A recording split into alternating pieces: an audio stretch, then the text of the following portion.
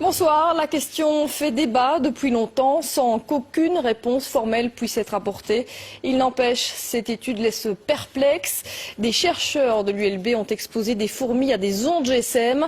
Très vite, les animaux sont non seulement désorientés, mais ils perdent de 50% de leur capacité, un résultat qui donne à réfléchir. Jimmy Méo et Kinerkan. L'expérience peut être réalisée très rapidement. Poser un téléphone portable au milieu d'une société de fourmis et déjà instantanément, les premiers effets sont visibles.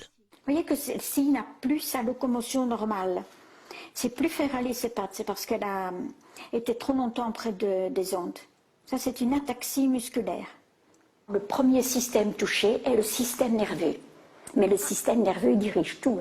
Il dirige la locomotion, il dirige la perception des signaux émis par les autres, il dirige le comportement, etc. Donc tout est affecté. Les capacités d'apprentissage des fourmis exposées aux générateurs d'ondes sont affectées de 50% par rapport à la normale. Et même avec une période de récupération, elles ne retrouvent que 60% de leur capacité de mémorisation.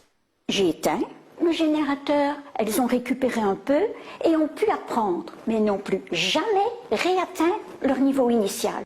Il en est de même pour cette fourmi exposée aux ondes du GSM. Si on arrête tôt l'expérience, elle va récupérer. Si on continue, elle va mourir.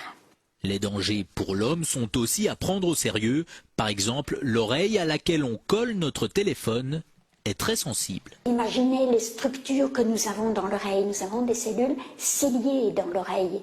Déjà dans l'oreille moyenne, la trompe d'Eustache, mais après, pour l'équilibre, pour le son, ce sont des cellules terriblement fragiles.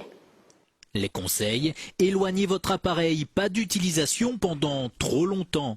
Et contre les insectes nuisibles, un petit générateur d'ondes pourrait ainsi faire office d'insecticide.